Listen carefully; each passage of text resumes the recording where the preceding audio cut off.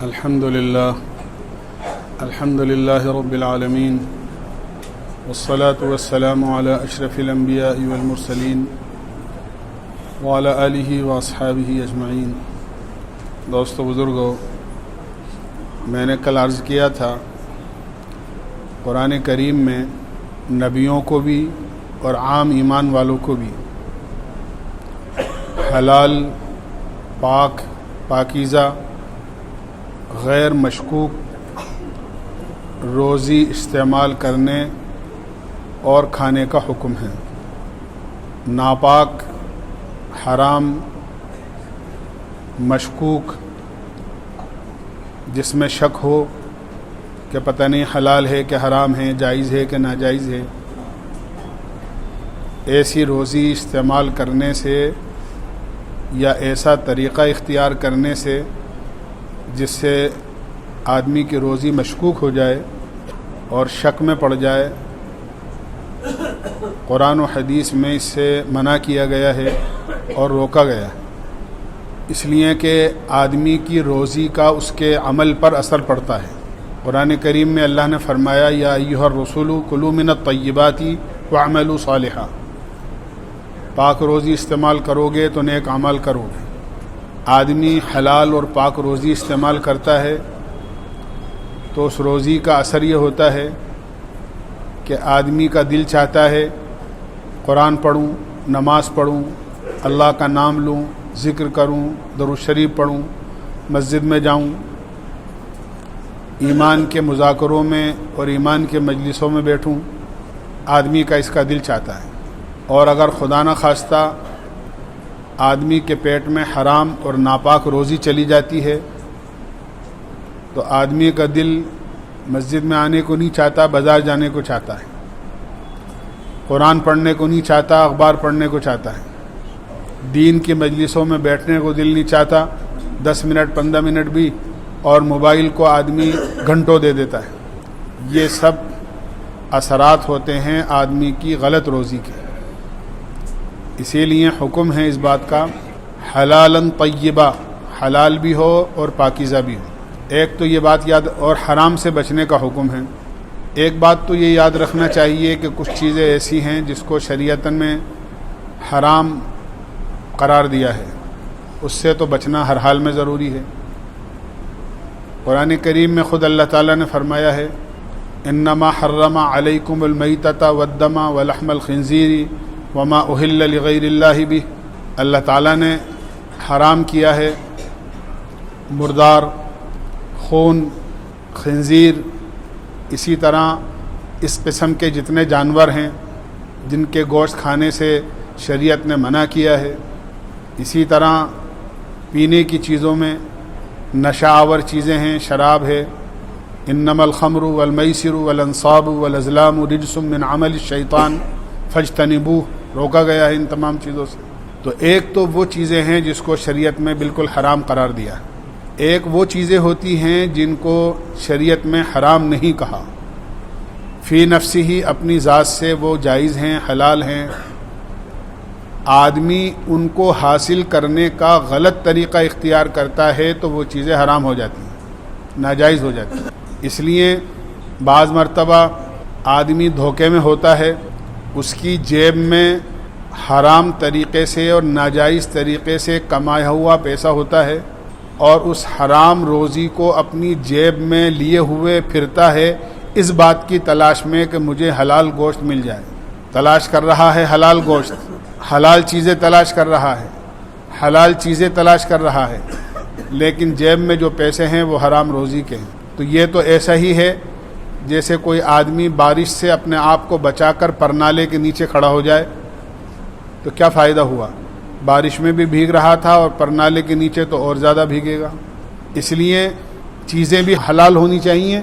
اور ان کو حاصل کرنے کا طریقہ بھی حلال ہونا چاہیے۔ روزی کمانے کے جو طریقے ہیں میں نے عرض کیا بہت تفصیل کے ساتھ، کل بھی کہا، پرسوں بھی کہا۔ اس کے علاوہ کوئی ناجائز طریقہ آدمی اختیار کرتا ہے جیسے سود اور بیاج کا، مثال کے طور پر قرآن کریم نے سودی کاروبار کی سلسلے میں پورا رکوع بیان کیا ہے اور ذکر کیا ہے اور روکا ہے باقاعدہ کسی طرح بھی تمہیں سودی معاملات میں اپنی روزی کی بڑھوتری نظر آئے، لیکن ہرگز سودی کاروبار کے قریب مت جانا، اس لیے کہ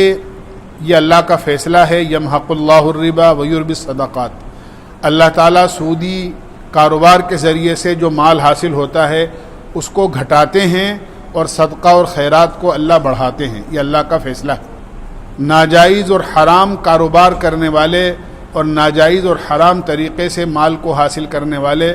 قیامت میں اللہ کے سامنے اس طرح حاضر ہوں گے، لا یقومون الا کما یقوم الذی یتخبطہ الشیطان من المس، جیسے کسی آدمی کے جن پیچھے لگ جاتا ہے، آسیب کا اثر ہو جاتا ہے، ہم کہتے ہیں اس کے اوپر کی کوئی ہوا ہو گئی اور وہ آدمی اپنے آپے میں نہیں رہتا، بالکل اس طرح اس کا حشر اور اس کی حاضری اللہ کے دربار میں ہوگی، اس لیے کہ دنیا میں وہ سودی کاروبار کو کر کے چند دنوں کے لیے کچھ پیسہ حاصل کر کے وہ اپنے آپ کو اس طرح چلتا تھا جیسے کہ نشے والا آدمی جھوم جھوم کر چلتا ہے۔ لوگ سمجھتے ہیں شراب کی بوتل ہی کے اندر نشہ ہوتا ہے، حالانکہ علماء نے لکھا ہے شراب کی بوتل سے زیادہ نشہ مال کا ہوتا ہے، عہدے کا ہوتا ہے۔ شراب کا نشہ کوئی چیز نہیں ہے، کوئی حیثیت نہیں رکھتا ہے مال کے نشے کے مقابلے میں اور عہدے کے نشے کے مقابلے میں۔ یہ دنیا میں عام طور سے آپ تجربہ کر کے دیکھ لیں، شراب کا نشہ کتنی بری چیز ہے کہ آدمی شراب پی کے آتا ہے اور گھر میں آ کر بیوی کو 1 2 3 کر دیتا ہے، آدمی کا گھر بگڑ جاتا ہے، در اجڑ جاتا ہے، بچے ویران ہو جاتے ہیں۔ کیا ہوا کہ صاحب نشے میں تھے۔ اس کے مقابلے میں مال کا نشہ، عہدے کا نشہ جو زیادہ ہوتا ہے، اس سے وہ کتنی تباہی آدمی کی زندگی پر آئے گی اس کا تصور نہیں کر سکتے۔ تو جس طرح دنیا کے اندر وہ مال کے نشے میں جھومتا تھا، قیامت میں اسی طرح اللہ کے دربار میں گرتے پڑتے اس کی حاضری ہوگی۔ بلکہ سودی کاروبار جتنے بھی ہیں، اللہ کے نبی علیہ الصلاۃ والسلام نے اس کی بڑی مذمت ارشاد فرمائی ہے، اور یوں فرمایا اللہ کے نبی علیہ الصلاۃ والسلام نے کچھ گناہ ایسے ہیں جو اللہ کبھی معاف نہیں کرتا جب تک کہ آدمی اس کو چھوڑ نہ دے اور سچی پکی توبہ نہ کرے۔ ان میں سے فرمایا شراب کا پینا، سود کا کھانا، یتیم کے مال کا کھا جانا اور والدین کی نافرمانی کرنا۔ یہ 4 گناہوں کے بارے میں اللہ کے نبی نے فرمایا کہ یہ ایسے گناہ ہیں کہ بغیر توبہ کے معاف نہیں ہوتے، بلکہ ایک روایت کا مضمون یہ ہے کہ اللہ نے اپنے اوپر لازم کر لیا ہے کہ ایسے لوگوں کو جنت میں داخل کرنا تو بہت دور کی بات ہے، جنت کی کسی نعمت کو چکھنے بھی نہیں دیں گے۔ جو شراب پینے والے ہوں گے، کسی بھی قسم کا نشہ کرنے والے ہوں گے، سود کھانے والے ہوں گے، یتیم کا مال کھانے والے ہوں گے اور والدین کے نافرمان ہوں گے۔ اللہ کے نبی علیہ الصلاۃ والسلام نے ارشاد فرمایا سود کا 1 درہم بہت معمولی حصہ، فرمایا 36 مرتبہ زنا کرنے سے زیادہ سخت ہے۔ آدمی کسی بے حیائی کے کام میں مبتلا ہو جائے، باقاعدہ یہ گنتی حدیث میں آئی ہے کہ ایک درہم سود کا اگر آدمی نے ناجائز طریقے سے اس کا استعمال کر لیا، کسی بھی طرح کھا لیا، پہن لیا یا کسی ضرورت میں استعمال کر لیا، فرمایا 36 مرتبہ زنا کرنے سے زیادہ سخت اور بڑا گناہ ہے۔ اس لیے حرام طریقے سے اپنے کاروبار کو بچانے کی کوشش کرنا چاہیے۔ میں نے عرض کیا سود ہے، سود کے بارے میں تو پورا رکوع ہے، اللہ کے نبی علیہ السلام نے بڑی وعیدیں ارشاد فرمائی ہیں، بلکہ ایک آیت میں تو قرآن کریم میں اللہ تعالیٰ نے فرمایا کہ یا ایھا الذین آمنوا اتقوا اللہ وذروا ما بقی من الربا ان کنتم مؤمنین، سودی معاملات کو چھوڑ دو، صاف منع کیا۔ فإن لم تفعلوا فاذنوا بحرب من اللہ ورسولہ، اگر تم نے ایسا نہیں کیا، سودی معاملات کو نہیں چھوڑا، سودی کاروبار کو نہیں چھوڑا، لین دین کو نہیں چھوڑا سودی، فرمایا یاد رکھو اللہ کا تم سے اعلان جنگ ہے، اللہ سے لڑائی کا اعلان ہے تمہارا۔ اب ایک آدمی سود اور بیاج کھا کر اللہ کے سامنے اپنی ضرورتوں کی دعا مانگے تو یہ ایسا ہی ہے کہ ایک طرف لڑائی کا اعلان ہو رہا ہے اور دوسری طرف اپنی حاجتیں اور ضرورتیں اللہ سے مانگ رہا ہے۔ اس کی مثال تو آپ یہ سمجھو کہ دن بھر آدمی اپنے پڑوسی سے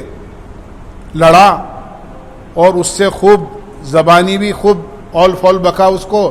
اور ہاتھا بائی بھی اس کے ساتھ کی، اور جب شام کا موقع آیا تو اپنے گھر سے بچہ بھیج دیا یا خود چلا گیا کہ جی آپ کے یہاں کیا سالن بنائے ذرا دے دینا ایک کٹورا. ہے کوئی دینے والا؟ کہ دن بھر آدمی سودی معاملات کرے اور پھر یہ سوچے کہ میں دعا مانگوں اور اللہ میری دعا کو قبول کر لے. اسی لیے اللہ کے نبی علیہ الصلاۃ والسلام نے ارشاد فرمایا بعض ایسے ہیں لوگ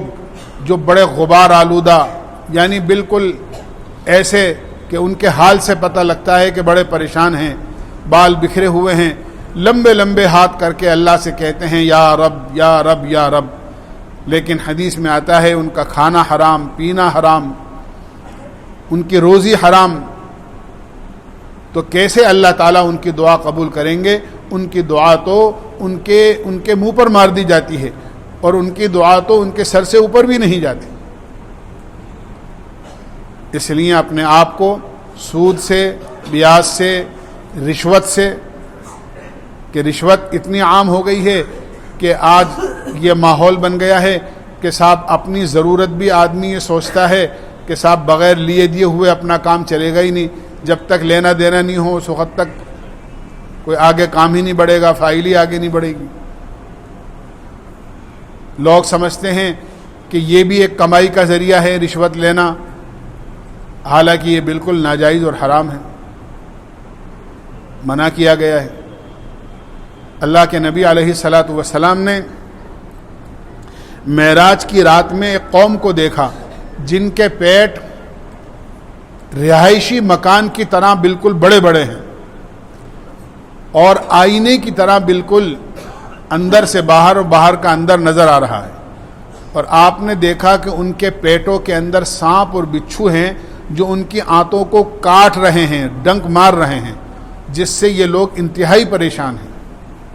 اللہ کے نبی علیہ الصلاۃ والسلام نے جبریل امین سے پوچھا جبریل یہ کون لوگ ہیں، کون بدبخت لوگ ہیں؟ اللہ کے نبی علیہ الصلاۃ والسلام سے جبریل امین نے کہا یہ آپ کی امت کے سود خور لوگ ہیں، ناجائز حرام طریقے سے مال کمانے والے لوگ ہیں. انہوں نے حرام مال اپنے پیٹ میں کھایا تھا، آج ان کے پیٹ کے اندر سانپ اور بچھو لوٹ رہے ہیں، یہ عذاب ان کو دیا جا رہا ہے. اسی طرح یتیم کا مال، کسی یتیم کا مال، ایسا نہیں ہے کہ ابا کا انتقال ہو گیا، دو بھائی ہیں پیچھے یا کچھ بھائی بڑے ہیں کچھ بھائی چھوٹے ہیں تو چھوٹے بھائیوں کا حق بھی بڑے بھائی کھا جائیں، جائیداد پر قبضہ کر لیں، ان کی میراث پر قبضہ کر لیں، بہنوں کو حصہ نہ دیں، خود ہی سمجھ لیں کہ بھئی مکان اور دکان تو ہماری ہے، تھوڑا بہت اگر دے دیا تو دے دیا، چند ہزار روپے بہنوں کو یا چھوٹے بھائیوں کو تھوڑا دے دیا، بس بات ختم. باقی جس کی لاٹھی اس کی بھینس، جس کا قبضہ اس کا سب کچھ، اللہ کے یہاں جواب دینا ہوگا. بلکہ یتیم کے مال کھانے والوں کو قرآن کریم میں کہا ہے ان الذین یاکلون اموال الیتامی ظلما انما یاکلون فی بطونہم نارا. جو لوگ یتیم کا مال ظلماً کھاتے ہیں سمجھ لو کہ وہ اپنے پیٹوں کے اندر آگ کھا رہے ہیں. وہ کوئی چیز نہیں کھا رہے بلکہ اپنے پیٹوں کے اندر آگ کھا رہے ہیں. پتہ یہ چلا کہ ان کے پیٹوں میں قیامت میں آگ لگائی جائے گی، ان کو آگ کا عذاب دیا جائے. اس لیے اپنی روزی کو اللہ نے، میں نے عرض کیا تھا، مقدر میں لکھ دی ہے، روزی جو طے ہے وہ مل کر رہے گی. ہر جمعے کو خطبے میں ایک جملہ پڑھا جاتا ہے الا وان نفسا لن تموت حتی تستکمل رزقها. آدمی کو اس وقت تک موت نہیں آ سکتی جب تک کہ اپنی روزی کا لکھا ہوا ایک ایک دانہ اس تک نہیں پہنچ جائے اور اپنی روزی کا ایک ایک دانہ مکمل نہ کر دے. آدمی کی زندگی، بعض علماء نے فرمایا ہے، روزی کے بقدر ہوتی ہے. جب تک اس کی روزی پوری نہیں ہوگی اس وقت تک اس کی زندگی پوری نہیں ہوگی. تو روزی تو اللہ کی طرف سے طے ہے، بس ہمارا امتحان یہاں ہے کہ اس مقدر کی روزی کو حاصل کرنے کا راستہ ہم جائز اختیار کرتے ہیں یا ناجائز اختیار کرتے ہیں. جائز راستہ اختیار کیا تو برکت ہو جائے گی، اور ناجائز راستہ اختیار کیا تو پھر اللہ کا عذاب ہے، اللہ کا پکڑ ہے، دنیا میں بھی بربادی ہے اور آخرت میں تو اللہ کی پکڑ ہے ہی. اس لیے اپنے آپ کو حرام سے بچانا چاہیے۔ میں نے عرض کیا حرام روزی کا بہت بڑا اثر آدمی کے عمل پر پڑتا ہے۔ اللہ کے نبی علیہ الصلاۃ والسلام نے ارشاد فرمایا 1 روپیہ اگر کسی آدمی نے حرام کا استعمال کر لیا تو 40 دن تک اس کی کوئی نماز کوئی دعا قبول نہیں ہوگی۔ آدمی بڑا خوش ہوتا ہے کہ ہاں میں نمازی ہوں، تہجد گزار ہوں، دعا بھی مانگتا ہوں، تسبیح بھی پڑھتا ہوں، اور پھر آدمی کے اوپر پریشانیاں آتی ہیں تو پھر آدمی کہتا ہے کہ میں تو سب کچھ کر رہا ہوں، پتہ نہیں پریشانیاں کیوں آ رہی ہیں، اللہ میاں مجھ سے کیوں ناراض ہے۔ حالانکہ اس کو پتہ نہیں ہے کہ اس کی روزی کے غلط استعمال کی وجہ سے اور روزی کی غلط ہونے کی وجہ سے یہ پریشانیاں اس کے اوپر آ رہی ہیں۔ ہم نے بھی بعض چیزوں کو ایسا سمجھ رکھا ہے کہ ہاں بھائی یہ چیزیں تو ناجائز ہیں اور یہ چیزیں اس میں کوئی بات نہیں۔ اللہ نہ کرے کوئی آدمی ابھی شراب پی کر مسجد میں آ جائے اور صف میں کھڑا ہو جائے تو ہم میں سے کوئی بھی اس آدمی کو اپنے برابر کھڑا رکھنا گوارا نہیں کرے گا، بلکہ دھکے مار کر لوگ اس کو باہر نکال دیں گے، شراب پی کر مسجد میں آیا ہے۔ اور جنے کتنے ایسے ہوں گے جو بہنوں کا مال ڈکار کے، بہنوں کو حصہ نہ دے کے، سودی کاروبار کر کے، چھوٹے بھائیوں کا حصہ ان کو نہ دے کر، یا ناجائز اور حرام کاروبار کر کے دھڑلے سے آ کر صف میں کھڑے ہوتے ہیں، اور لوگ حاجی صاحب کہتے ہیں، قاضی صاحب کہتے ہیں، اور لوگ کہتے ہیں صاحب یہ ہمارے بہت بڑے مالدار صاحب ہیں اور فلاں صاحب ہیں اور ایسے ہیں اور ایسے ہیں اور بڑے عزت والے ہیں اور بہت بڑے آدمی ہمارے محلے کے۔ حالانکہ علماء نے لکھا ہے سور کی بوٹی میں اور سود کی روٹی میں کوئی فرق نہیں ہے، چاہے سور کی بوٹی کھائے یا سود کی روٹی کھائے، حرام ہونے میں ناجائز ہونے میں دونوں برابر ہیں، کوئی فرق نہیں۔ ہم سور کی بوٹی کو نفرت سے دیکھتے ہیں اور سود کی روٹی کو مزے لے کر کھاتے ہیں۔ سود سے مراد ہر قسم کا ناجائز مال اور ہر قسم کی ناجائز روزی ہے۔ اس لیے ہر ایک کو اپنی روزی کو پاک رکھنا چاہیے۔ روزی اگر پاک ہوگی تو آدمی اللہ سے قریب ہو جائے گا۔ اللہ کے نبی علیہ الصلاۃ والسلام نے آج ہی حدیث پڑھی تھی کہ اللہ کے نبی علیہ الصلاۃ والسلام نے ایک صحابی بلکہ صحابہ سے فرمایا چند باتیں میں تمہیں سکھاتا ہوں، کون ہیں جو مجھ سے سیکھے اور لوگوں کو سکھائے؟ حضرت ابو ہریرہ کہنے لگے اللہ کے نبی میں چاہتا ہوں کہ میں اس کو سیکھوں،